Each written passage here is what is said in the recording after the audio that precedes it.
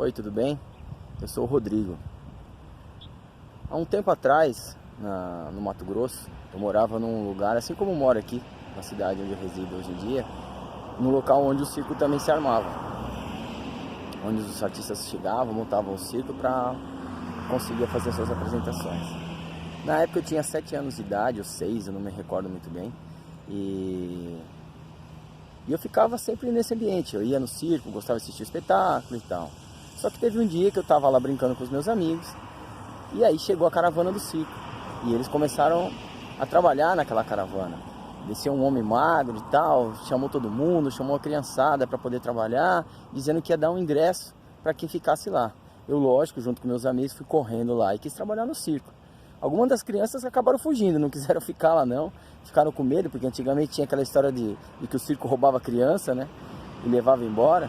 Então acho que algumas correram e foram embora para casa junto dos seus pais. Eu fiquei, fiquei e fui trabalhar no circo. Carreguei cabo de aço, carreguei estaca, levei jornal para o elefante poder comer, porque acho que o circo não tinha muito dinheiro e acabava que eles davam um jornal para o elefante comer. Eu não lembro muito bem essa história, porque eu lembro de eu pegar uma pilha de jornal e levar para o elefante comer, o elefante ficar comendo e assoprar aquela tromba com força, bem alta, era bem assustador mesmo. Era uma coisa de qualquer criança sair correndo.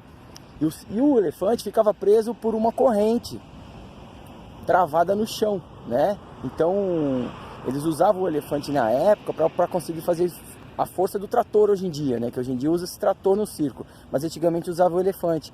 E eles usavam o elefante para poder puxar e armar a lona do circo.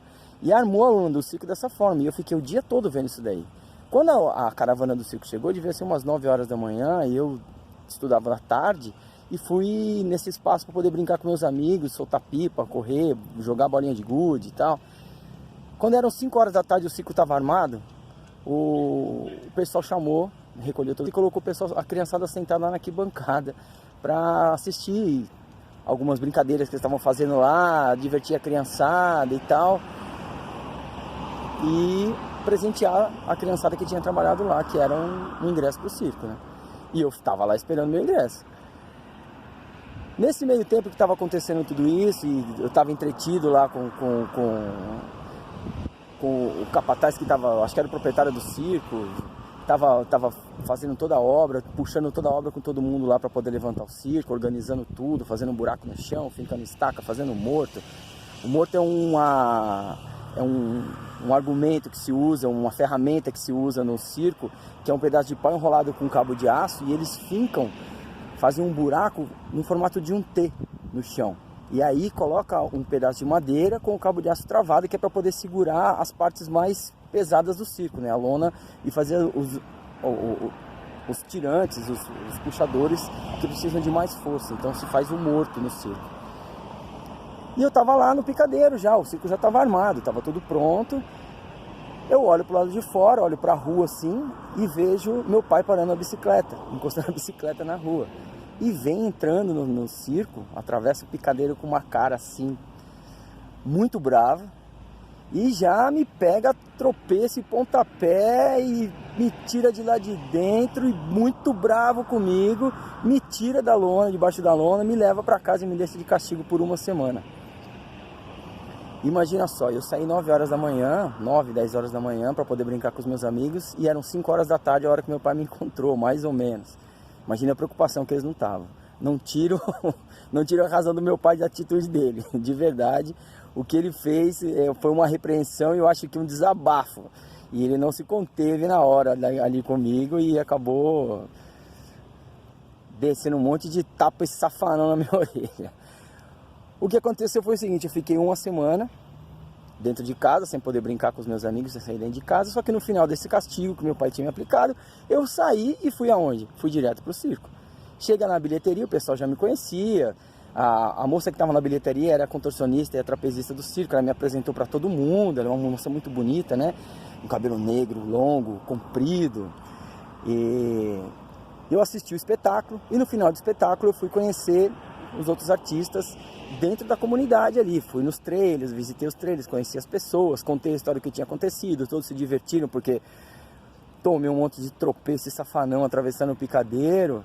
E depois eu voltei para o circo e estava lá de novo junto com eles para poder assistir a apresentação. Então eles acabaram gostando da minha presença ali, por eu realmente me sentir em casa ali dentro do circo. Passaram-se muitos anos e eu sempre tive essa história com o circo, ia assistir frequentemente, estava dentro do picadeiro assistindo, na arquibancada, sempre que eu não via algum circo eu não perdi a oportunidade de estar dentro do circo assistindo o espetáculo. É uma coisa que sempre me encantou. Eu com uns 19 anos mais ou menos, fui para São Paulo e em São Paulo eu conheci uma escola de circo, Circo Escola Picadeiro. Ah, para mim ali foi um encantamento total, né? Eu entrei dentro do circo, comecei a treinar, fazer todas as atividades do circo, malabarismo, monociclo, que foi onde eu acabei me especializando em pedalar o monociclo, trapézio fixo, lira, passeio aéreo, eu montei um número no passeio aéreo que você fica de cabeça para baixo, andando com os pés flexionados, me apresentei até no Hopi Hari e tal. Então eu tive uma história no circo, tive muitas histórias no circo a partir daí. Acabei me profissionalizando, fui morar fora fazendo apresentações do circo, fui trabalhar num parque temático na Alemanha, fiquei um tempo fora, fui para a Itália. Então o circo me proporcionou uma situação de vida assim, bem diferenciada, um conhecimento bem diferenciado. Voltando para o Brasil, eu acabei me dedicando mais a um trabalho educacional, dando aulas de circo, oficinas e tal, ensinando a criançada, me divertindo, improvisando, porque na época era muito difícil de conseguir os aparelhos de circo, então hora eu conseguia comprar, hora eu não conseguia, porque o dólar era muito alto e o real na época era 1 por 1, então eu comprei alguns equipamentos, mas depois já não dava mais para comprar porque ficou muito caro. Alguns equipamentos eu trouxe lá de fora quando eu morei e tal, e fui fazendo os equipamentos aqui também. Então eu aprendi a fazer os equipamentos do circo, desenvolver os aparelhos para poder dar as minhas aulas, frequentar para que as crianças frequentassem as oficinas e dessem aula, né? Para eu estivesse dando aula para a criançada e eles aprendessem com o material do circo, todos aqueles que eu ia fazendo. Não é nada difícil de se fazer, não é nada impossível de se fazer, basta ter um pouco de tempo e realmente dedicação para poder construir esse material, porque quando você vai fazer uma aula, você precisa de mais materiais, porque no mínimo vão ter umas 10, 15 crianças ali para você poder ensinar todas essas modalidades, né?